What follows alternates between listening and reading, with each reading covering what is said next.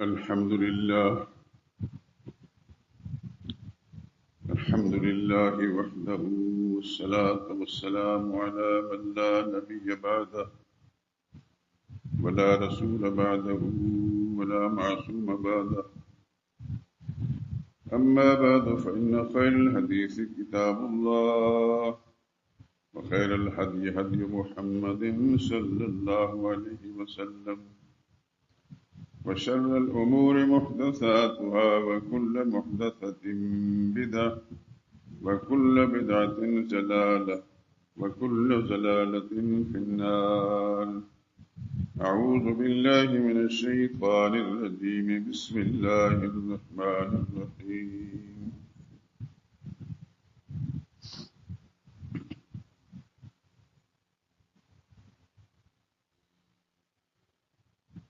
وقال إني ذاهب إلى ربي سيهدين، رب هب لي من الصالحين. فبشرناه بغلام حليم. فلما بلغ معه السعي قال يا بني إني أرى في المنام أني أذبحك فانظر ماذا ترى. قال يا أبت افعل ما تؤمر، ستجدني إن شاء الله من الصابرين. فلما أسلما وتله للجبين وناديناه أن يا إبراهيم قد صدقت الرؤيا إنا كذلك نجزي المحسنين. إن هذا لهو البلاء المبين، وفديناه بذبح عظيم.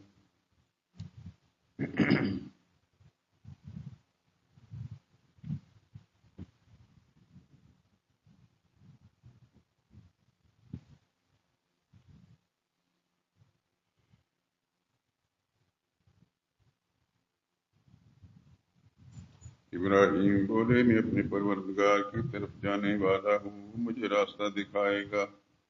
اے پروردگار مجھے اولاد عطا فرما جو اپنے سعادت مندوں میں سے ہو۔ تو ہم نے اس کو ایک نرم دل لڑکے کی خوشخبری سنا دی۔ جب وہ ان کے ساتھ دوڑنے چلنے کی عمر کو پہنچے، ابراہیم نے کہا بیٹا میں خواب میں دیکھتا ہوں گویا تم کو ذبح کر رہا ہوں، تو تم سوچو کہ تمہاری کیا رائے ہے؟ انہوں نے جواب میں کہا ابا جان جو آپ کو حکم ہوا ہے وہ کیجیے، اللہ نے چاہا تو آپ مجھے صبر کرنے والوں میں پائیں گے۔ جب دونوں باپ بیٹا نے حکم مان لیا اور باپ نے بیٹوں کو ذبح کرنے کے لیے کروٹ کے بل لٹایا، تو ہم نے ان کو پکارا اے ابراہیم آپ نے خواب کو سچا کر دکھایا، ہم نے پکاروں کو ایسا ہی بدلہ دیا کرتے ہیں۔ بلا شبہ یہ سری آزمائش تھی اور ہم نے ایک بڑی قربانی کا فدیہ ان کو دے دیا، اور پیچھے آنے والوں میں ابراہیم علیہ السلام کا ذکر خیر باقی چھوڑ دیا۔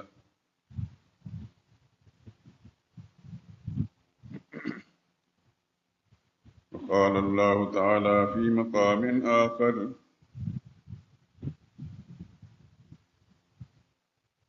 وما لكم لا تقاتلون في سبيل الله والمستضعفين من الرجال والنساء والولدان الذين يقولون ربنا أخرجنا من هذه القرية الظالم أهلها واجعل لنا من لدنك وليا واجعل لنا من لدنك نصيرا۔ اور تمہیں کیا ہوا کہ اللہ کی راہ میں ان بے بس مردوں عورتوں اور بچوں کی خاطر نہیں لڑتے جو دعائیں کیا کرتے ہیں پروردگار ہم کو اس شہر سے جس کے رہنے والے ظالم میں نکال کر کہیں اور لے جا، اور اپنی طرف سے کسی کو ہمارا حامی بنا دے، اور اپنی طرف سے کسی کو ہمارا مددگار مقرر فرما۔ وقال اللہ تعالی فی مقام آخر بشر المنافقین بأن لهم عذابا ألیما الذین يتخذون الكافرین اولیاء من دون المؤمنین ایبتغون عندهم العزة فإن العزة لله جميعا۔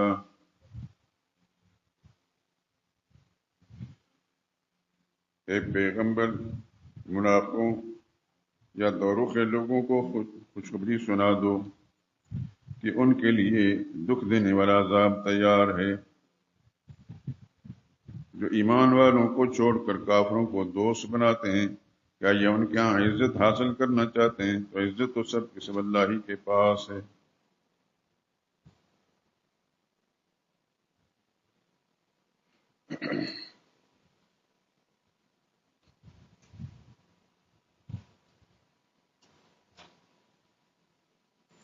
درود پاک پڑھ لیں۔ اللهم صل على محمد وعلى آل محمد كما صليت على إبراهيم وعلى آل إبراهيم إنك حميد مجيد۔ اللهم بارك على محمد وعلى آل محمد كما باركت على إبراهيم وعلى آل إبراهيم إنك حميد مجيد۔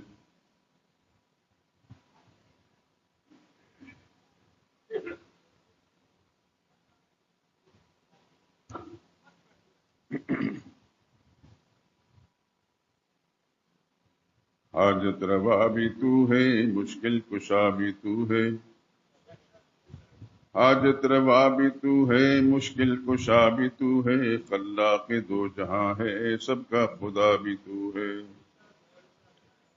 روز ازل بھی تیرا، شام ابد بھی تیری، ہر ابتدا بھی تو ہے، ہر انتہا بھی تو ہے۔ دکھ درد میں تجھی کو مولا پکارتے ہیں، دکھ درد میں تجھی کو مولا پکارتے ہیں، ٹوٹے ہوئے دلوں کا ہاں آسرا بھی تو ہے۔ تیری تجلیوں سے روشن ہے ماہ و انجم، دنیا کی انجمن میں نور و ضیاء بھی تو ہے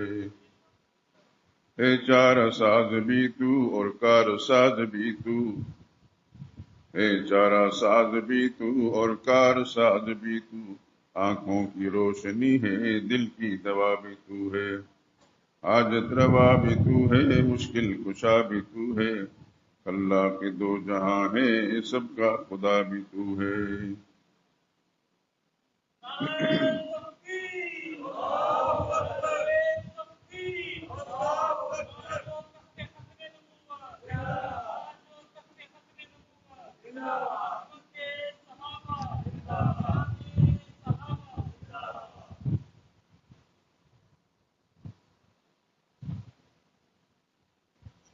حضرات محترم،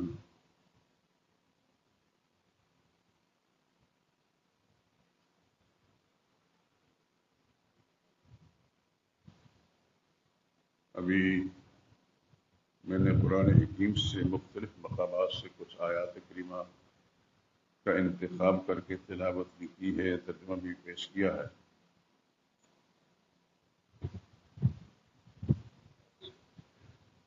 آج پاکستان میں بھی اور دنیا بھر میں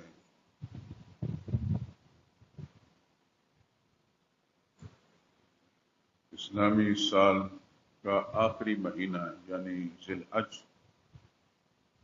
پاکستان میں اس کی 2 تاریخ ہے، دیگر ممالک کا حال انہی کو معلوم ہوگا۔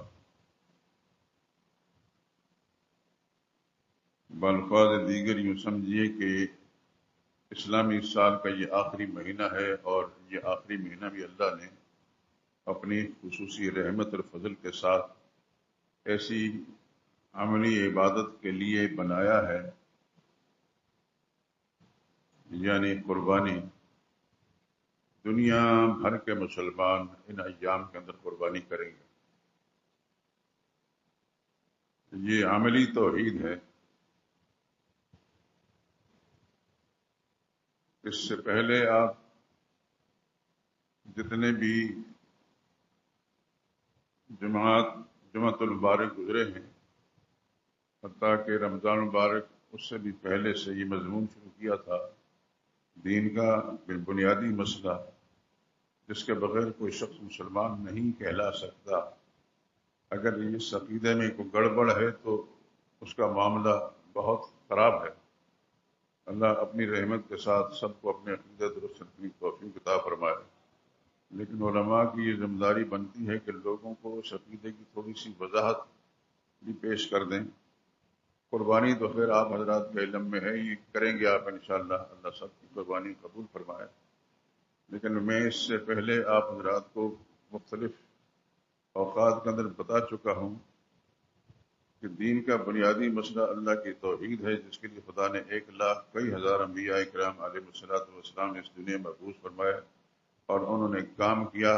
اس مقدس سلسلے کے آخری فرد محمد مصطفیٰ صلی اللہ علیہ وسلم تھے، اور انہوں نے جو کچھ کیا ہے وہ آپ حضرات شاید اس سے بے خبر نہیں ہیں کہ محمد مصطفیٰ صلی اللہ علیہ وسلم نے کیا کیا قربانی دی، کتنے صحابہ کرام قربان ہوئے، خود رسول اللہ صلی اللہ علیہ وسلم کو کیا تکلیفیں اٹھانی پڑیں۔ عملی توحید آپ سنا چکے ہیں کہ توحید کی بہت اقسام ہیں۔ ایک ہے زبانی توحید، یعنی اللہ تعالیٰ کی حمد و ثنا پیش کرنا، اس انداز سے ایسے الفاظ کے ساتھ اللہ کا پکارنا جس میں اللہ کی وحدانیت کا اظہار ہوتا۔ مثال کے طور پر آپ کہتے ہیں سبحان اللہ، تو یہ اللہ کی توحید ہے، یعنی کہتے ہیں کہ اللہ پاک ہے، کس چیز سے پاک ہے؟ خامیوں سے پاک ہے، کمزوریوں سے پاک ہے، عیبوں سے پاک ہے، حتیٰ کہ شریکوں سے بھی پاک ہے۔ تو اسی طریقے سے اللہ کی توحید کی جو اقسام ہیں ان میں سے ایک قسم ہے زبانی، دوسری ہے عملی توحید۔ عملی توحید جیسے مسلمان اپنے اعمال کے ذریعے سے یہ ثابت کرتے ہیں کہ ہم اللہ کو واحد لا شریک سمجھتے ہیں، اس کا کوئی حصہ دار نہیں۔ مثال کے طور پر مسلمان رمضان کے مہینے میں اعتکاف میں بیٹھتے ہیں، عملاً اللہ تعالیٰ کی وحدانیت کا اظہار بھی کرتے ہیں اور اس کے لیے سب کچھ قربان کرتے ہیں۔ رمضان کے مہینے میں مسلمان عملی توحید پیش کرتے ہیں، بھوک پیاس برداشت کرتے ہیں اللہ کی رضا کی خاطر، اور پورا رمضان اس انداز سے گزر جاتا ہے۔ اسی طریقے سے مسلمان عملی توحید کا ایک مظاہرہ قربانی کی شکل میں کرتے ہیں جو آپ نے ابھی کرنی ہے چند دن بعد۔ یہ عملی توحید ہے، یعنی اللہ کا دیا ہوا جو مال ہے اللہ کا نام پر قربان کرتے ہیں، اس لیے سمجھتے ہیں کہ یہ اللہ کا دیا ہوا مال ہے، اللہ کے نام پر قربان ہو سکتا ہے، کسی اور کے لیے نہیں۔ تو یہ ایک توحید کا ایک عملی مظاہرہ ہوتا ہے۔ تو انبیاء اکرام علیہ الصلوۃ والسلام محمد مصطفیٰ صلی اللہ علیہ وسلم نے عملی توحید کا خود کردار کے اعتبار سے مظاہرہ کیا، اور امت کو تعلیم کے ذریعے سے بھی یہ سبق پڑھایا کہ اللہ واحد لا شریک ہے، اس کا کوئی حصہ دار اور شریک نہیں ہے۔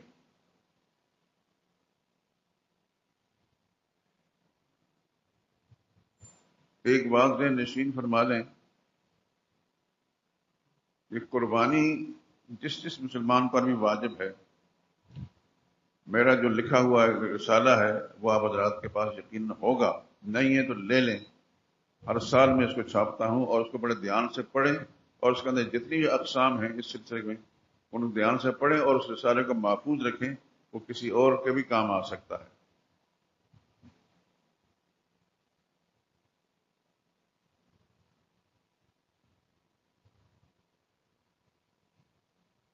عملی توحید یہ جو قربانی آپ کرتے ہیں اس کی ایک قسم ہے، لیکن میں اس سلسلے میں تھوڑی سی ترغیب آپ کو یہ دیتا ہوں کہ قربانی آنکھیں بند کر کے نہ کریں، کھول کر اپنے دل دماغ کو حاضر رکھ کر کریں۔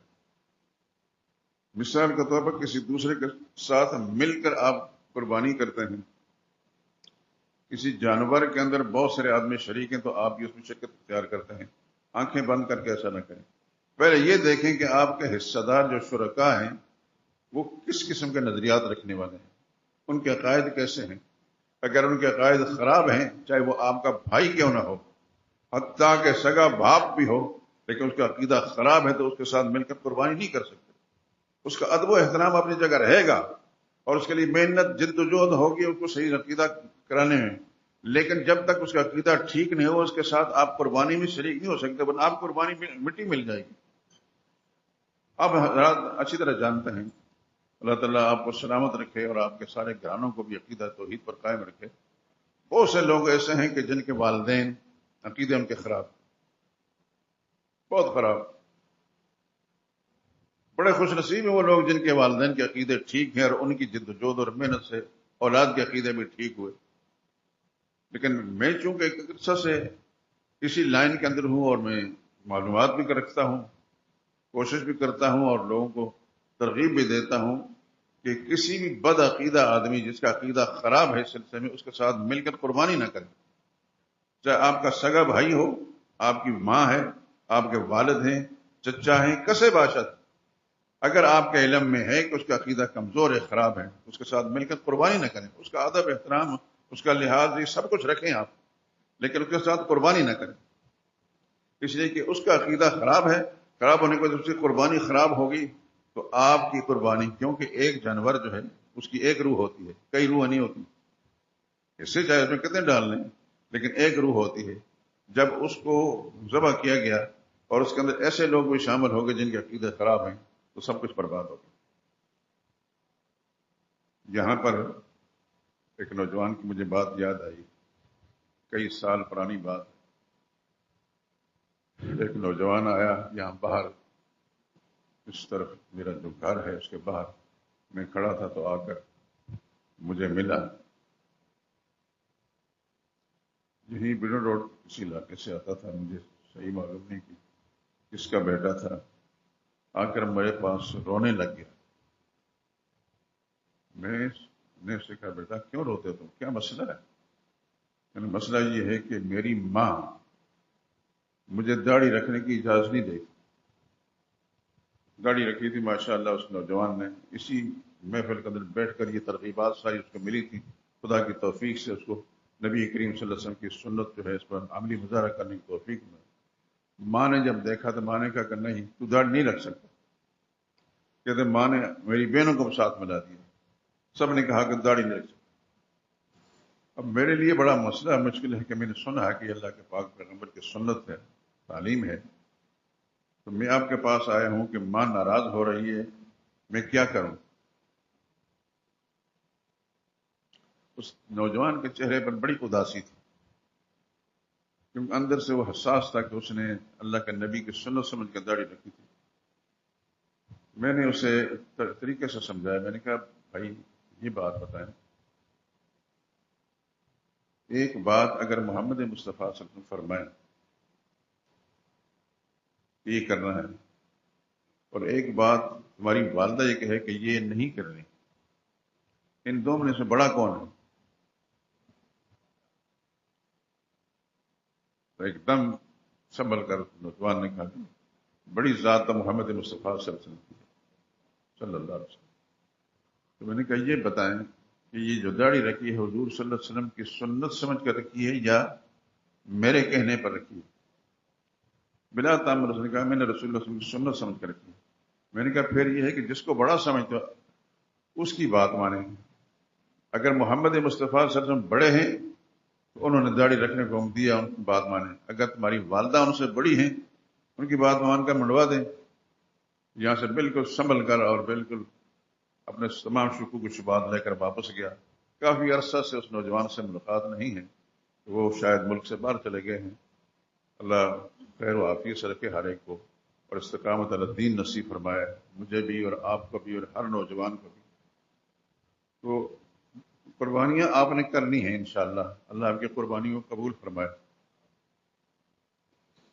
قربانی کے اندر بہت سے لوگ جو ہیں وہ دوسرے لوگوں کا حصہ دار بھی بن جاتے ہیں کہ پورا جانور بڑا قربانی ہو سکتا تو اس میں ایک حصہ، بڑے جانور کے اندر 7 حصے ڈالے جا سکتے ہیں، آپ کے علم میں ہے. تو ایک حصہ جو ہے وہ لے لیتے ہیں، بالکل اجازت ہے اس کی. لیکن پہلے یہ دیکھیں کہ جتنے اس کے شرکاء ہیں اس کے سارے سب کے سب عقیدے ٹھیک ہیں. بدقسمتی ہماری یہ ہے، میں اس کو بدقسمتی کہوں گا اور اس کو میں اپنے آپ کو ذمہ دار کہوں گا، اور میری طرح کے اور مسجدوں کے امام اور خطیب ذمہ دار ہیں کہ لوگ عقیدے بنائے نہیں گے. دیکھیے آپ کو میں گواہ بنا کر کہتا ہوں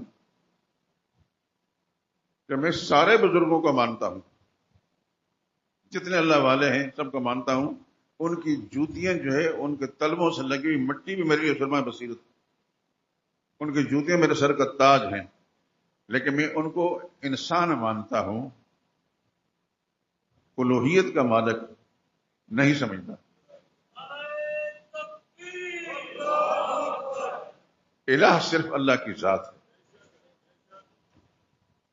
جب آپ کلمہ پڑھتے ہیں لا الہ، تو اس وقت اقرار کرتے ہیں کہ کوئی اور الہ نہیں ہے، یعنی اس لفظ کے اندر آپ پوری انسانیت، پوری کائنات کا انکار کر کے صرف اللہ کی ذات کے لیے کہتے ہیں اللہ ہی الہ ہے، اللہ ہی الہ ہے اور کوئی الہ نہیں۔ آپ کسی ہندو آپ کے پاس کلمہ پڑھنا آتا ہے یا کوئی عیسائی یا کسے باشد، تو آپ کو کہتے ہیں مجھے اسلام میں داخل کر لیں، تو آپ اس کو کلمہ پڑھاتے ہیں، کہتے ہیں لا الہ الا اللہ پڑھ، وہ کہتا ہے لا الہ الا اللہ۔ یہ الگ بات ہے کہ اس کو آپ نے ترجمہ سمجھایا یا نہیں سمجھایا، لیکن اس کو کہتا یہ ضرور ہے کہ پڑھ لا الہ الا اللہ، اس کا معنی اللہ کے سوا کوئی اور الہ نہیں۔ اس مسجد کے اندر اس ممبر پر میں دسیوں بار لفظ الہ کا معنی سمجھا چکا ہوں قرآن کریم کے حوالے سے۔ کہتے ہیں تو میں ابھی آپ کو تھوڑے سے اس کی جھلکی دکھا دیتا ہوں جو میں آپ کو سنا چکا ہوں۔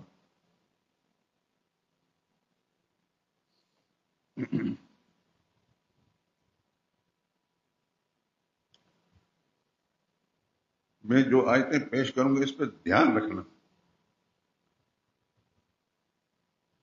20واں پارہ بالکل شروع سے،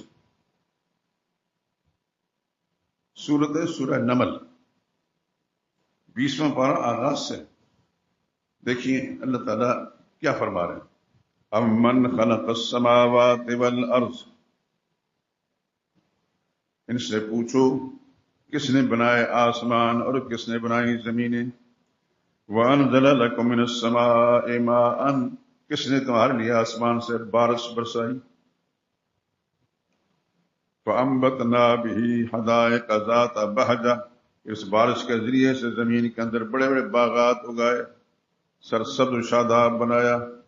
ما کان لکم ان تنبتوا شجرہا، اے دنیا کے انسانوں تم ایک کومپل بھی نہیں نکال سکتے تھے، زمین کے اندر کچھ نہیں نکال سکتے۔ اب اللہ پوچھتے ہیں اِلَٰهٌ مَّعَ اللَّهِ، تو پھر بتاؤ اللہ کے سوا کوئی اور الہ ہو سکتا ہے؟ یعنی یہ سارے کارنامے کرنے والی ذات کون سی ہے؟ الہ ہے۔ آگے دیکھیں، امن جعل الارض قرارا، بلا کون ہے وہ جس نے زمین کو ٹھہرایا، حرکت نہیں کرتی۔ خدا نخواستہ کبھی زلزلہ جب آ جاتا ہے تو انسان کی حواس گم ہو جاتے ہیں۔ کون ہے جس نے زمین کو ٹھہرایا؟ وجعل خلالها انہارا، کون ہے جس نے زمین کے دامن میں بڑے بڑے دریا اور نہریں چلائیں؟ وجعل لها رواسي، کون ہے جس نے بڑے بڑے پہاڑ بنائے ٹھہرانے کے لیے؟ وجعل بین البحرین حاجزا، دریاؤں کے درمیان پردے کس نے ڈالے؟ اب پھر سوال ہے اِلَٰهٌ مَّعَ اللَّهِ، بتاؤ کوئی اللہ کے سوا کوئی اور الہ ہو سکتا ہے؟ نہیں، یہ کام اللہ کے سوا کسی اور نے کیے ہیں، کر سکتا ہے۔ آگے دیکھیں، اَمَّن يُجِيبُ الْمُضْطَرَّ، بھلا کون ہے جو کسی مجبور پریشان حال آدمی جب خدا کے سامنے فریادیں کرتا ہے، اس کی فریادوں کو کون پوری کرتا ہے، کون حل کرتا ہے؟ اذا دعاہ ویکشف السوء، اس کی پریشانی کون دور کرتا ہے؟ ویجعلکم خلفاء الارض، اگلوں کو ہٹا کر دوسروں کو پیچھے بٹھاتا ہے۔ اِلَٰهٌ مَّعَ اللَّهِ، بتاؤ کون ہے اللہ کے سوا کوئی اور الہ یہ کام کرنے والا ہے؟ یہ ایک مقام سے میں آپ کو لفظ الہ کی تشریح بتا رہی ہے، وہی الہ ہے جو آپ کلمہ پڑھتے ہیں لا الہ الا اللہ۔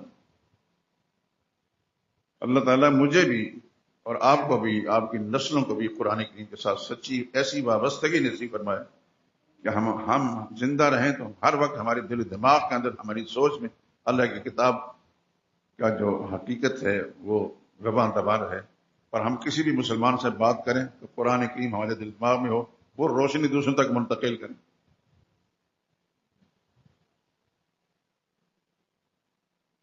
اَمَّن يَهْدِيكُمْ فِي ظُلُمَاتِ الْبَرِّ، کون ہے جو تم کو جنگلوں دریاؤں کے اندھیروں کے اندر راستے دکھاتا ہے.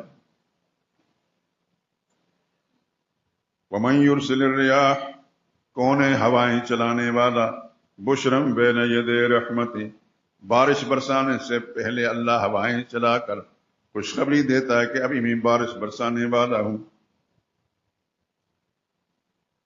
اَإِلَٰهٌ مَّعَ اللَّهِ بتاؤ اللہ کے سوا کوئی اور الہ ہو سکتا ہے؟ یہ سارے کارنامے تو کرنے والی ذات وہ الہ ہے، اس کے سوا کوئی اور الہ کہاں سے آ سکتا ہے؟ تو میں عرض کر رہا ہوں یہ قرآن کریم کی آیات ہمیں چند ایک میں نے آپ سے پیش کی، 10 جگہ پر قرآن کریم کے اندر یہ مضمون موجود ہے. اللہ مجھے بھی آپ کو بھی قرآن کریم کے ساتھ ایسی وابستگی نصیب فرمائے، عملی علمی. جب اس کی تلاوت ہم باقاعدگی کے ساتھ کریں تو سوچ سمجھ کر کریں اور اس کے معنی اور مطلب کو دل میں رکھ کر کریں اور پھر اس پر عمل کریں اور دوسروں کو عمل کرائیں. میں عرض کر رہا تھا کہ ابھی آپ نے قربانیاں کر دی ہیں، اللہ توفیق دے، اللہ سب کو توفیق دے، لیکن قربانی کرتے وقت یہ ضرور دیکھیں، یہ ضرور دیکھیں کہ آپ کا شریک، آپ کا حصہ دار، اس کا عقیدہ ٹھیک ہے. وہ اللہ کے سوا کسی اور کو الہ تو نہیں مانتا. اگر کوئی شخص سمجھتا کہ فلاں بابے سے ہمیں اولاد ملتی ہے، ایک نمونے کے طور بات کر رہا ہوں، یہ بیٹا مجھے فلاں بابے نے دیا ہے، یہ فلاں کام میرے فلاں بابے نے کیا ہے، تو کیا بابے کر سکتے ہیں؟ میں پہلے کہہ چکا ہوں سب بابوں کو مانتا ہوں، بزرگ مانتا ہوں، لیکن حاجت روا نہیں مانتا، الہ نہیں مانتا. الہ کون ہے؟ صرف اللہ ہے، صرف اللہ ہے، صرف اللہ ہے. آپ حضرات کو اسی طرح میں توجہ دلا رہا ہوں کہ اپنی قربانیاں ضائع نہ کریں. دیکھیے پیسہ ہے آپ کا، اللہ اسے قبول فرمائے، اللہ تعالیٰ آپ کو سلامتی نصیب فرمائے، اللہ تعالیٰ اس پیسے کو صحیح جگہ پر خرچ کرنے کی توفیق دے. میں اپنی ذات کے لیے نہیں مانگ رہا، میں یہ کہہ رہا ہوں کہ آپ اس پیسے کو ضائع نہ کریں. قربانی جب کریں گے خدا کے دیے ہوئے مال میں سے تو یا تو تنہا کریں، اکیلے، کوئی شک شبہ نہ رہے، اور اگر کسی کے ساتھ مل کر کرتے ہیں تو پھر یہ دیکھیں کہ اس کا عقیدہ ٹھیک ہے. عقیدہ ٹھیک ہے تو صحیح قسمت نہیں ہے تو سگا بھائی ہے اس کے ساتھ نہ کریں، حتیٰ کہ والد کے ساتھ بھی نہ کریں. والد کا احترام ادب اپنی جگہ بالکل موجود ہے، لیکن ان کا عقیدہ خراب ہونے کی وجہ سے اس کے ساتھ آپ ہے عبادت میں شریک نہیں ہو سکتے. یہ قربانی ایک عبادت کا معاملہ ہے، اس میں شریک نہیں ہو سکتے. کتنا قریبی رشتہ دار کیوں نہ ہو اس کو آپ قربانی کے ساتھ شریک نہیں کر سکتے. اس سے بہتر ہے کہ اکیلے میں قربانی کریں. ہم نے جو میں بات کر رہا ہوں پچھلے کئی سال سے یہاں میں نے اپنے دوستوں ساتھیوں سے کہہ کر اجتماعی قربانی کرتے ہیں. مجھے لالچ یہ ہے کہ میرے ان ساتھیوں کی قربانی کہیں ضائع نہ جائے. گوشت یہ لے کر جائیں گے، مجھے نہیں دیتے تھے، نہ مجھے گوشت کی ضرورت ہے. مجھے جو اللہ کی توفیق دیتا تھا میں ایک آدھ قربانی کر لیتا ہوں، لیکن مجھے اطمینان ہوگا کہ میرے ساتھی جو ہیں الحمدللہ العظیم انہوں نے میرے کہنے پر عمل کیا ہے اور صاف ستھری قربانی کا گوشت لے کے کر بھی دیں گے. میں اگر یہ بات نہیں بتاتا تو میں خدا کا مجرم ہوں. اسی سلسلے میں یہ آپ کو میں بات کر رہا ہوں کہ چند روز کے بعد آپ نے قربانی کرنی ہے. خدا سب کو توفیق عطا فرمائے، سب کی قربانیوں قبول فرمائے. لیکن آپ نے جو جد و جہد کر کے جانور خریدا ہے اس کے اندر کسی کے ساتھ شریک ہو رہے ہیں یا کسی کو شریک کر رہے ہیں تو پہلے 1000 بار سوچیں کہ یہ میرا شریک، میرا قریبی دوست ہے، میرا بھائی ہے، اس کے عقیدے ٹھیک ہیں. آپ گھروں کے اندر بیٹھے رہتے ہیں تو اپنے دوستوں سے، یاروں سے، اپنے بھائیوں سے، عزیزوں سے بات چیت مذاکرہ ہوتا رہتا ہے. آپ کو پتہ چل جاتا ہے کہ میرے بھائی کا عقیدہ کیا ہے، حتیٰ کہ میرے والد کا عقیدہ کیا ہے. والد کا ادب و احترام اپنی جگہ رہے گا. میں ابھی آیت پیش کرتا ہوں، وَإِن جَاهَدَاكَ عَلَىٰ أَن تُشْرِكَ بِي تیرے ماں باپ اگر تجھے مجبور کریں تو شرک کر، فلا تطعهما، پھر ان کی بات نہیں ماننی، وصاحبهما فی الدنیا معروف، البتہ اس کے علاوہ دنیا معاملات میں ان کے ساتھ اچھا سلوک کر، دین کے معاملے میں ان کی بات نہیں ماننی، ویسے ان کے ساتھ اچھا سلوک کر. یہ قرآن کا فیصلہ ہے. یہ قانون کل بھی تھا اور آج بھی اور قیامت تک رہے گا. تو قربانی ایک عبادت ہے. آپ کا ایک ایک پیسہ آپ نے بڑی جد جہد کر کے محنت کر کے اس کو جمع کیا ہے. وہ پیسے آپ کی ذاتی دوسری ضرورتوں میں لگ سکتا ہے، لیکن آپ نے ضرورتوں کو روک کر وہ جانور خرید کر کہتے ہیں کہ اس کو ذبح کریں اللہ کے نام پر، اور اللہ قبول فرمائے. اس میں کسی ایسے آدمی کو شریک نہ کریں، کتنا ہی قریبی کیوں نہ ہو، کہ جو جس کا عقیدہ خراب ہے. ایک بات اور اچانک ذہن منتقل ہوا. بہت سے لوگ جن کو خدا نے بہت کچھ دیا ہے، اللہ آپ کو سب کو بہت کچھ دے، کتنا دے کہ آپ کسی کے محتاج نہ رہیں، لیکن قربانی کے دنوں کے اندر بڑے بڑے مہنگے جانور خریدتے ہیں. ان کے دل کی حالت میں رب کو معلوم ہے یا ان کو معلوم ہے کہ کئی کئی لاکھ کا ایک جانور خریدنے کی بجائے، یہ لوگ واہ بات ہوگی، گھر والے بھی کہیں گے، مالدار اور رشتے دار بھی کہیں گے، لیکن اس ایک جانور پر اتنے لاکھ روپے خرچ کرنے کی بجائے وہ کئی لاکھ جو ہیں کئی جانور خرید سکتے ہیں آپ سے، اور اس کا گوشت غریبوں میں بانٹ سکتے ہیں. ہر ایک کا حال مجھے معلوم نہیں، میرے رب کو معلوم ہے، لیکن آپ قربانی کا گوشت قربانی جب کرتے ہیں کوشش یہ کریں کہ اپنے واقف کار جو ضرورت مند ہیں، مالدار جو ضرورت مند ہیں، رشتے دار جو ضرورت مند ہیں، ان تک پہنچائیں. جو سارا سال گوشت نہیں کھا سکتے، قصاب کے دکان پر لٹکا گوشت دیکھ سکتے ہیں لیکن کھا نہیں سکتے، اس موقع پر آپ کی جد و جہد سے، آپ کی مہربانی سے ان کو گوشت نصیب ہو جائے گا. صحیح بات کہتا ہوں. اچانک ذہن میرا منتقل ہوا. میں اپنی بات کر رہا ہوں. میرے کپڑے دیکھ کر آپ کہیں گے بڑا امیر آدمی، اندر کا حال اللہ کو معلوم ہے. میں سال سے زیادہ، ایک سال سے زیادہ ہو گیا ہم گوشت نہیں خرید سکے.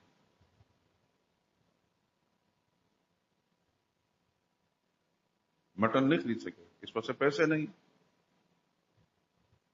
اس کے لیے وسائل چاہیے. میرے پاس مہمان ہی بہت آتے ہیں، سارا کچھ کرتے ہیں، پتہ نہیں کیا کیا ہم جدوجہد کرتے ہیں. بہت سے لوگ چکن نہیں کھاتے، ہمیں تو خیر سچی بات ہے کہ آرام سے چکن بھی نصیب نہیں، لیکن بہرحال زندگی گزر رہی ہے. آپ حضرات کو خدا بندر کو اپنی رحمت کے ساتھ آسودہ حال فرمائے اور آسودگی نصیب فرمائے اور قائم دائم رکھے. لیکن بہت سارے لوگ ایسے ہیں آپ کے رشتے داروں میں، دیگر متعلقین میں سے، کہ جنہوں نے سارا سال گوشت نہیں کھانا ہوتا، نہیں کھا سکتے، ان کے پاس وسائل نہیں ہیں. اس لیے میں ترغیب دیتا ہوں آپ حضرات کو کہ جو قربانیاں کرنے کی اللہ نے ان کو توفیق دی ہے، اللہ قائم رکھے اس توفیق اور ہمیشہ کے لیے رکھے. آپ کو اللہ پاک سارا سال گوشت کھانے کی توفیق دیتے ہیں تو آپ ان ایام کے اندر وہ گوشت قربانی کا ان غریبوں تک پہنچائیں. یہاں ایک بات اور ذہن کریں، انتظار نہ کریں کہ وہ آپ کے دروازے پر آئے. یہ میری بات ذرا تلخ سی ہے. انتظار نہ کریں کہ آپ کے دروازے پر آئیں، آپ ان کے دروازے پر پہنچیں. آپ کو اندازہ نہیں کہ میرا رب کتنا راضی ہوگا آپ سے، کس قدر اللہ آپ کے مال میں برکت ڈالیں گے. لیکن یہ بات ضرور ہے کہ قربانی کی جو اللہ نے توفیق دی ہے، خود بھی آپ اس میں سے کھا سکتے ہیں، لیکن اپنے عزیز و قارب دوست یار ان کو کھلائیں، زیادہ ان کو دیں. پہلی بات جو میں کہہ چکا ہوں کہ قربانی کے حصے داروں کے حصے صحیح ہونے چاہیے، ان کا نظریہ صحیح ہونا چاہیے. غلط آدمی، غلط نظریے والے کے ساتھ آپ قربانی نہ کریں، چاہے مجھے گالی دیتے رہیں، مجھے اس سے کوئی پرواہ نہیں. کہ مسجد ادا کا امام جو ہے کہتا ہے کہ کسی کے ساتھ حصہ نہ ڈالیں. نہیں، حصہ ڈالیں ضرور، پہلے ٹٹولیں اس کے عقیدے کو. اگر عقیدہ ٹھیک ہے ظاہر قسمت، نہیں تو پھر نہیں. اللہ تعالیٰ نے اپنی رحمتوں کے ساتھ آپ کے ایمان کی سلامتی دی ہے، اپنے رحمت کے ساتھ آپ کو حلال مال دیا ہے، آپ نے اس حلال مال کو غلط جگہ میں نہ خرچ کریں۔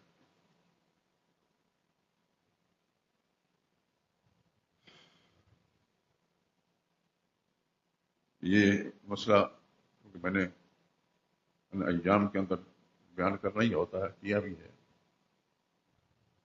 آپ کے علم میں ہے۔ ایک دردناک حقیقت،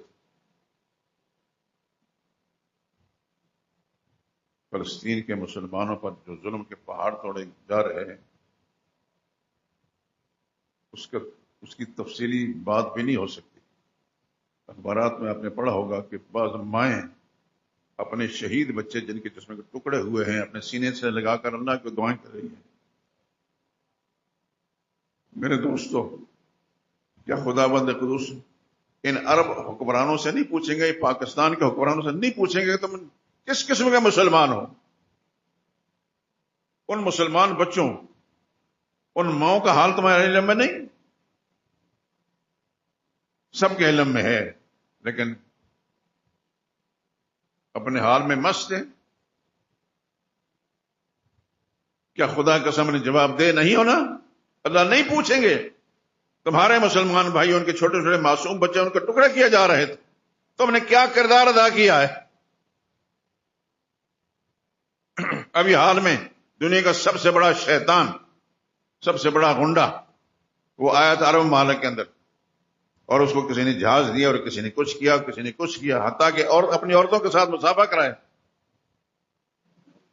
اس سے زیادہ ذلت اور خواری کی کوئی قسم نہیں ہو سکتی دوستو۔ میری یہ بات تلخ ضرور ہے، لیکن وہ دنیا کا بڑا شیطان، اس کے کہنے پر وہ یہودی ان معصوموں پر ظلم کر رہا ہے۔ کتنا عرصہ ہو چکا ہے، ٹس سے مس بھی نہیں ہوتا، نہ یہ عرب کے نام نہاد مسلمان، نہ دنیا بھر کے اور لوگ۔ اور وہ شیطان جو امریکہ کا طاغوت، وہ باقاعدہ اس یہودی کو اشارہ کر رہا ہے کہ کر تو جو کر رہا ہے۔ آج کے اخبار میں یاون پڑا ہوگا۔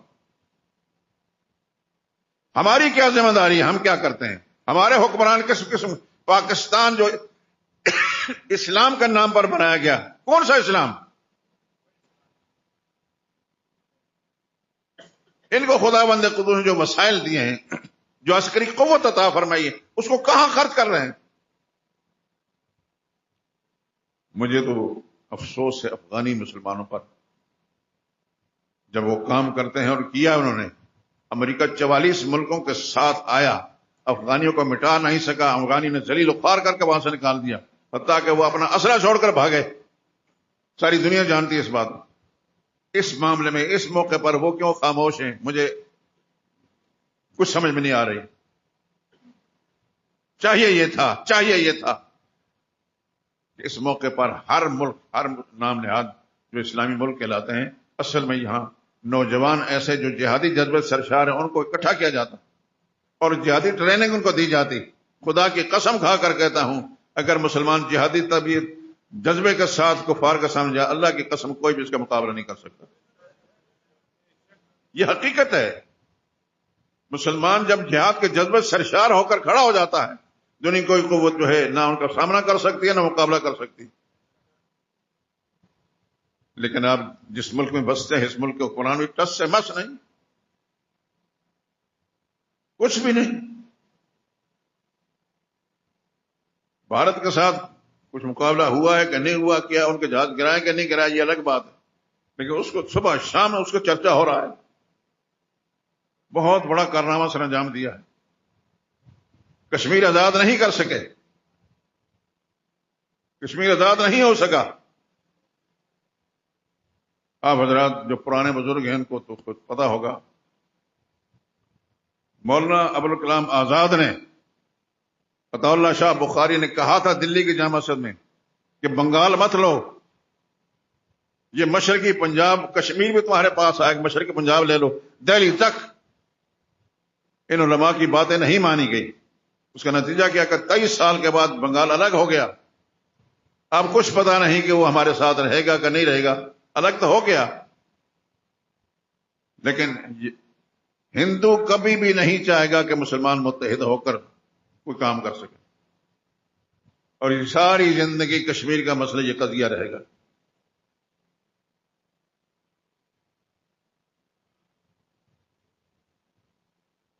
مسلمان کو اگر جہاد کا جذبہ مسلمان کے دل میں ہوتا، خدا کی قسم یہ کیفیتیں نہ ہوتی.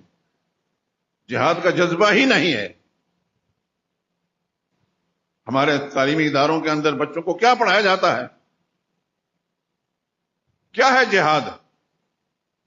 کچھ بھی نہیں. جو پڑھانے والے ہیں ان کو بھی پتہ نہیں اسلام کیا ہے. انہوں نے اپنی تنخواہیں لینی ہیں. بچوں کو وہ جو گھسی پٹی باتیں ہیں، جو نام نہاد نصاب مرتب کیا اس کے اندر وہ پڑھاتے ہیں بس. مسلمان بچے کو جہاد کا جذبہ نہیں پیدا کیا جاتا اس کے دل کے اندر.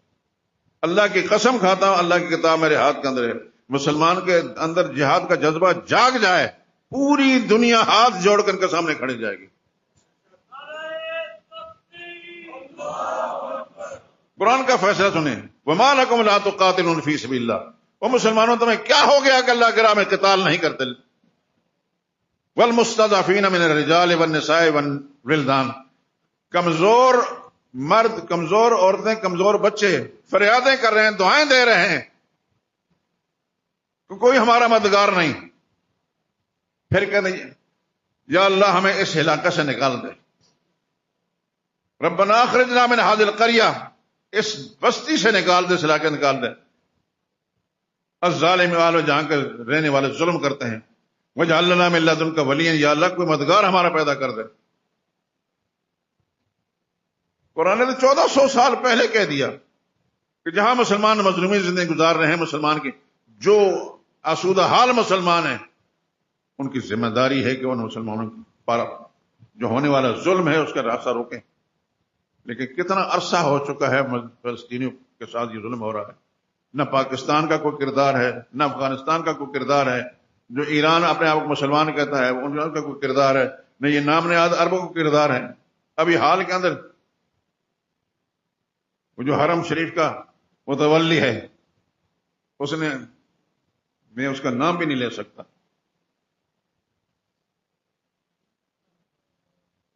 کسی دوسرے ملک نے باقاعدہ اس دنیا کا سب سے بڑے طاغوت شیطان کو جھاج دیا ہے. خدا کی پکڑ نہیں آئی ہے ان پر. وہ جہاز کو آسان چیز ہے، اربوں خربوں کی چیز ہوتی ہے. وہ امریکہ کا وہ طاغوت جو اس جہاز کو لینے کے لیے مجبور تھا، اس کی ضرورت تھی اس کو خوش کرنے کے لیے. ایسے وقت کے اندر اللہ کو راضی کرتے، جو خدا اتنا مال دے رہا ہے، دے سکتا ہے، وہ خدا ان کو کلاش بھی کر سکتا ہے، مفلس نادار بھی کر سکتا ہے. خدا کا خوف ان کے دل کے اندر آنا چاہیے. بہرحال میرے دوستو، آپ حضرات، اللہ تعالیٰ نے اپنے رحمتوں کے ساتھ آپ کو ایمان کی سلامتی دی ہے. دن رات اس جذبے سے سرشار رہیں اور اپنی صلاحیتوں کو اس لائن میں لگائیں کہ مسلمانوں کو اس وقت کرنا کیا چاہیے. آپ کو اللہ نے جو علمی صلاحیتیں دی ہیں، ذہنی صلاحیتیں دی ہیں، اس میں آپ دوسرے مسلمانوں کے ساتھ مذاکرات کریں کہ ایسے وقت کے اندر مسلمان کو کرنا کیا چاہیے. پاکستانی مسلمان کیا کر سکتے ہیں، عرب ممالک کے مسلمان کیا کر سکتے ہیں. میں رب کعبہ کی قسم کھا کر کہتا ہوں کہ مسلمان جہاد کا جذبہ سرشار ہو کر، کوئی ایک ریاست کے لوگ بھی صرف جذبہ جہاد سرشار ہو کر، خدا کی قسم یہودی کے نام نشان، عرب لوگ تو مل کر پیشاب کریں تو یہودی وہ اس میں ڈوب جائیں گے. کس قدر المیہ ہے، کتنا بڑا المیہ ہے. دنیا کی ذلیل ترین قوم، اللہ نے قرآن میں اس کو ذلیل ترین کہا ہے، وہ مسلمانوں کو مار رہی ہے اور مسلمان تماشے دیکھ رہے ہیں. اور چھوٹے چھوٹے معصوم بچے، مائیں اور کچھ کر نہیں سکتے، اپنے سینے کے ساتھ اس کی میت لگا کر خدا کے سامنے فریاد کر رہی ہیں. کیا اس دنیا کے جو مسلمان کہلانے والے ہیں ان کی کوئی ذمہ داری نہیں ہے کہ خدا کی پکڑ ان پر نہیں آئے گی؟ آپ حضرات کو میں نے یہ بات توجہ دلا دی. اللہ تعالیٰ کی دی ہوئی صلاحیتوں کا استعمال کر کے آپ بھی اپنے طور پر اس لائن پر سوچیں بھی اور اپنے حلقہ احباب کے اندر اس بات کو چلائیں. میرا رب ضرور کوئی مدد فرمائے گا. ہماری نیتیں درست ہوئیں اور اس کے لیے ہم جدوجہد کرنے لگے تو خدا کی مدد ضرور آئے گی.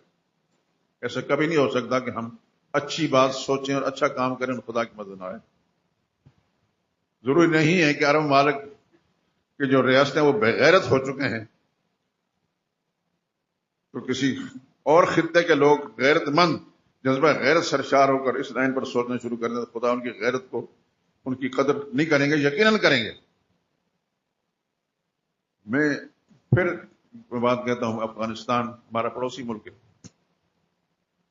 انہوں نے جذبہ جہاد سے سرشار ہو کر بالکل بے سہارا لوگ ہیں۔ آپ افغانستان اگر گئے ہیں، میں گیا ہوں، پہاڑی علاقہ ہے، آپ کی طرح اس کے پاس زمینیں نہیں ہیں، یہ وسائل نہیں ہیں، لیکن جذبہ جہاد سے سرشار ہو کر انہوں نے کام کیا، اس طرح کیا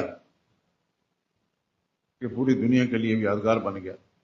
امریکہ جیسے طاغوت کو اس کے 44 ساتھیوں سمیت نکال دیا، جو ہمیشہ ہمیشہ کے لیے یہ یادگار رہے گا۔ پاکستان تک بڑا ملک ہے، یہاں بڑی آبادی ہے، یہاں کے نوجوانوں کا جذبہ جہاد سے سرشار ہو، اور یہاں کا حکمران اپنے لیے تو پتہ نہیں کیا کیا القاب بناتے ہیں۔ یہاں کا حکمران جو ہے نوجوانوں سے کام لیں، خدا کی قسم پوری دنیا کے اندر، پوری دنیا میں کبھی سنا نہیں جا سکے کہ مسلمان پر ظلم ہو رہا ہے۔ بہرحال مجھے یہ ذہن میں ایک چیز کھٹک رہی تھی، آپ حضرات کی توجہ اس طرف مبذول کرا لی۔ اصل مسئلہ ہے قربانی کا، اور قربانی کیونکہ عملی توحید ہے، عملی توحید ہے۔ ایک مسلمان جو ہے توحید پرست، جس طرح عقیدہ اپنی زبان سے اللہ تعالیٰ کی کبریائی کا اعلان کرتا ہے، اور تو اپنے عمل سے بھی خدا بند قدوس کی توحید کا اس بات کرتا ہے۔ نماز پڑھتا ہے تو نماز بھی عملی توحید ہے، قربانی دیتا ہے تو قربانی بھی عملی توحید ہے، اعتکاف کرتا ہے تو وہ بھی عملی توحید ہے، طواف کرتا ہے تو وہ عملی توحید ہے۔ یہ ساری کی ساری جو اللہ کی وحدانیت کے ایک مظاہر ہیں۔ اللہ کے پیغمبر نے ایسا کر کے دکھایا، اور ہماری بھی ایسی ہی ذمہ داری ہے۔ آپ نے قریب انشاءاللہ قربانی کرنی ہے، اس قربانیوں کے لیے پہلے سے سوچ لیں میرے دوست کہ کس کے ساتھ مل کر کرنی ہے اور کس کے ساتھ نہیں کرنی ہے، اکیلے میں کرنی ہے۔ دوسری بات یہ کہ جن لوگوں کو خدا نے بہت وسائل دی ہیں، وہ بڑے بڑے مہنگے جانور خریدتے ہیں، ایسا نہ کریں۔ خرید سکتے ہیں، ان کی ملکیت ہے، لیکن ایسا نہ کریں۔ وہ کئی لاکھ روپے کا ایک جانور خریدنے کی بجائے اس کئی لاکھ کو، اسے کئی جانور خرید کر آپ اس کا گوشت سب غریبوں میں تقسیم کر دیں۔ آپ کا اپنا ضمیر جو ہے، آپ کا دل آپ کو جواب دے گا، کس قدر آپ کو سکون ملے گا کہ آپ نے کتنے غریب لوگوں کی مدد کی۔ ایک مہنگا جانور خرید کر وقت طور پر خرید لیں تو آپ کو واہ واہ ضرور مل جائے گی، ہر ایک دیکھنے کے لیے آئے گا، لیکن وہ واہ واہ اس سے نہ لے، خدا کی ذات سے لے۔ اللہ کی رحمتیں آپ کے ساتھ شامل ہوں گی تو انشاءاللہ نزید آپ کے مال میں برکت ہوگی، آپ کی اولاد کو بھی یہ بات سمجھ میں آئے گی، اور آپ کے اس عمل کے ذریعے سے دوسرے مسلمانوں کو بھی ترغیب ہو جائے گی۔ یہ چند باتیں میں نے آپ حضرات سے اسی سلسلے میں کرنی تھی۔ جو دوست میں نے بھی یہاں لکھ کے بار لگایا تھا، اسی جذبے سے لگایا تھا کہ ہمارے جو دوست تھے ان کی قربانی نہ خراب ہو، اور ان کے ساتھ مل کر کریں گے جن کے عقیدے ٹھیک ہیں۔ ذمہ دار میں ہوں، ترغیب میں دیتا ہوں، جب وہ کرتے ہیں تو میرا ضمیر مطمئن ہوتا ہے، وہ لے کر گوشت چلے جاتے ہیں۔ لیکن ایک بات یاد رکھیں، آپ اگر قربانی کرتے ہیں، پوری گائے کرتے ہیں، اور آپ کے فیملی کے اندر ممبران زیادہ ہیں، لوگ کھانے پینے والے زیادہ ہیں، دینی جذبے سے آپ نے قربانی کر تو لی، لیکن آپ کے گھرانے کے اندر افراد ضرورت مند زیادہ ہیں، وہ سارے کا سارا گوشت گھر میں رکھ کر آپ کھا سکتے ہیں، لیکن جن کو اتنی ضرورت نہیں ہے تو وہ غریبوں میں بانٹ لیں تو بہت اچھا ہوگا، بہت اچھا ہوگا، اس کا ضمیر مطمئن ہوگا، اللہ کے نبی کی ترغیب پر عمل ہو جائے گا۔ ہمارے ہاں عید کی نماز انشاءاللہ 6:30 بجے ادا کی جائے گی۔ جو حضرات عید کی نماز کے لیے تشریف لائیں، باوضو ہو کر آئیں، اور اپنے ساتھ کوئی مسلح جا نماز یا کوئی کپڑا لے کر آئیں، کہ فرض کرو مسجد کے اندر جگہ نہیں ملتی، باہر ملے گی، تو پھر اس کے پاس اس کو نماز پڑھنے میں کسی کو مشکل نہ ہو۔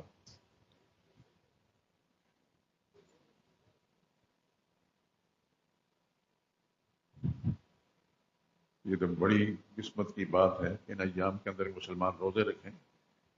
میں مشکل سے یہ بات اس لیے نہیں کہہ رہا کہ میں کچھ ایسی تکلیف میں مبتلا ہوں کہ مجھے ہر 10 منٹ کے بعد پانی پینے کی ضرورت پڑتی ہے، بڑی مشکل میرے لیے ہے. اللہ سے دعا کریں کہ اللہ تعالیٰ میری مشکل بھی آسان کر دے اور اللہ تعالیٰ اس طرح کی مشکلات سے کسی مسلمان کو مبتلا نہ کرے. آپ حضرات اگر روزے رکھیں تو یہ بہت بڑی قسمت کی بات، بہت بڑی بات. خدا بندے قبول کرے، اللہ تعالیٰ عمل توفیق عطا فرمائے. دوسری بات تکبیرات تشریق کی ہے. وہ جو رسالہ میں نے لکھا ہے اس میں آپ نے پڑھ لیا ہوگا. 9 ذی الحج، آج 2 ذی الحج ہے پاکستان میں، تو 9 ذی الحج جمعے کے دن آئے گی. اگلا جمعہ میں نے جمعے کا کہا ہے. جمعے کے روز 9 ذی الحج، اس کی فجر کی نماز سے لے کر تکبیرات تشریق، اللہ اکبر اللہ اکبر لا الہ الا اللہ واللہ اکبر اللہ اکبر وللہ الحمد. مرد بھی یہ تکبیر پڑھے، عورتیں بھی پڑھ سکتی ہیں لیکن ضرورت پست آواز کے ساتھ، مرد اونچی آواز کے ساتھ. ایک مرتبہ پڑھنا ضروری ہے، ایک سے زائد مرتبہ بھی پڑھ سکتے ہیں. اللہ اکبر لا الہ الا اللہ اللہ اکبر وللہ الحمد، یہ پڑھنا واجب ہے. یہ 13ویں تاریخ کی عصر تک ہے. 9 ذی الحج کی فجر کی نماز سے لے کر 13 ذی الحج کی عصر کی نماز تک یہ تکبیرات تشریق واجب ہیں مسلمانوں پر. اللہ تعالیٰ پڑھنے کی توفیق بھی دے اور اللہ قبول بھی فرما لے. یہ جو میرا رسالہ ہے، پمفلٹ ہے، عید الاضحیٰ اور قربانی کے احکام، الحمدللہ العظیم. آپ اس کو جب پڑھیں گے، کسی عالم سے پوچھیں گے تو اس میں سینکڑوں کتابوں کے حوالے ہیں اللہ کی توفیق سے. تو آپ اس کو پڑھیں بھی، دھیان سے پڑھیں، توجہ کے ساتھ پڑھیں، اپنے پاس اس کو رکھیں. اخبارات کی زینت نہ بنائیں کہ اخبار کے ساتھ شامل کر کے اس کو بیچ دیا گیا. بیچ تو دیں گے لیکن دوبارہ پھر یہ نعمت ملے گی نہیں. خدا کی توفیق سے ایسا ہوا ہے. میں نے آپ حضرات کے کہنے پر نہیں کیا، اللہ کی توفیق سے میں نے یہ لکھا ہے اور اللہ نے لکھوا دیا، پھر چھپوا بھی دیا، اور آپ حضرات کئی سالوں سے اس کو لے رہے ہیں. بلکہ پنجاب کے بعض علاقوں سے مجھے مسلسل فون آ رہے ہیں. کروڑ پکا سے ہمارے کچھ دوست ہیں، ان کو فون کر رہے تھے کہ یہ عید الاضحیٰ قربانی کا احکام بھیجیں. میں نے کہا انشاءاللہ ضرور بھیجیں گے. اس طرح دیگر بہت سارے علاقوں میں، صوبہ سرحد کے بہت سے علاقوں کے اندر، پنجاب کے بعض علاقوں کے اندر اس کی طلب ہے، اور انشاءاللہ جو ہمارے پاس موجود ہم دیں گے. آپ حضرات سے درخواست ہے کہ اس کو لے کر اپنے پاس ایک کم از کم رسالہ رکھیں، اس کو دھیان سے پڑھیں، بار بار پڑھیں، اور اپنے گھر کے دیگر افراد کو بھی. اردو میں لکھا، آسان لکھا ہے، اور اس پر عمل کریں. اللہ تعالیٰ توفیق نصیب فرمائے.